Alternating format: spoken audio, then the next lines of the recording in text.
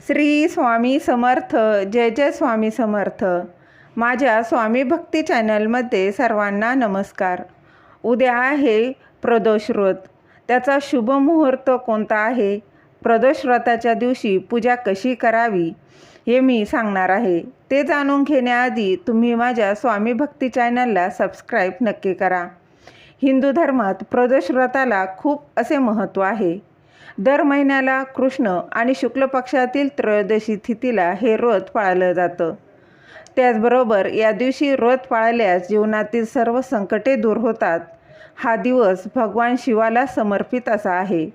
म्हणून भगवान शंकरांच्या कृपेने व्यक्तीला मानसिक शांती मिळते.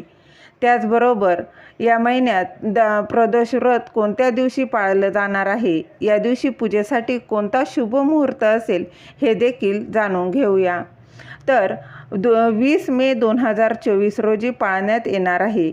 या दिवशी पूजेचा शुभ मुहूर्त सकाळी 7:09 ते 9:12 असेल. यासोबतच या दिवशी संध्याकाळी ही शिवाची पूजा करता येते. या दिवशी भगवान शंकराची पूजा करण्यासोबतच ध्यान केल्यानेही अतिशय शुभ असे फळ मिळत असते. या दिवशी ध्यान केल्याने तुम्ही आध्यात्मिक शक्ती प्राप्त करू शकता. तर तुम्ही भगवान शंकराची पूजा कशी करावी, प्रदोष व्रताच्या दिवशी कशी पूजा केली पाहिजे हे देखील सांगणार आहे.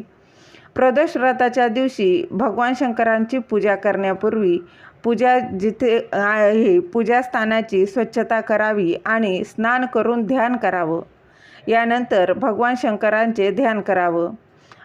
उदबत्ती लावावी आणि शिवलिंगाचा जलाभिषेक नक्कीच करावा. या दिवशी पूजेदरम्यान तुम्ही भगवान शंकराला बेलपत्र, दतुरा इत्यादी अर्पण करू शकता. यानंतर तुम्ही भगवान शिवाच्या मंत्राचा जितका जमेल तितका जप करू शकता आणि शिवस्तोत्राचे पठण देखील करू शकता. पूजा संपल्यानंतर तुम्ही ते भगवान शंकरांना अर्पण करावं आणि शेवटी घरातील इतर लोकांमध्ये प्रसाद वाटप देखील करावा. त्याचबरोबर या दिवशी शिवाला प्रसन्न करून घेण्यासाठी महामृत्युंजय मंत्राचा जितका जमेल तितका नक्की जप करावा. तुम्ही दिवसाच्या कोणत्याही वेळी भगवान शिवाच्या या मंत्राचा जप करू शकता.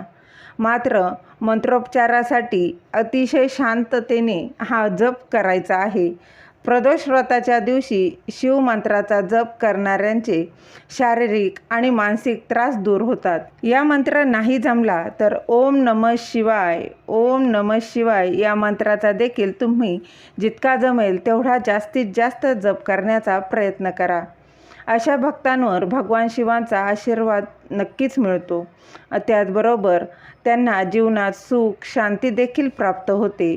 यासोबतच प्रदोष व्रताचा शुभ प्रभावामुळे वैवाहिक जीवनात संतुलन राहते आणि या दिवशी अपत्य प्राप्तीसाठी व्रत पाळल्यास मनोकामना पूर्ण होतात. दिलेली माहिती तुम्हाला आवडली असेल तर लाईक करा, शेअर करा, सबस्क्राईब करायला विसरू नका. श्री स्वामी समर्थ. जय जय स्वामी समर्थ.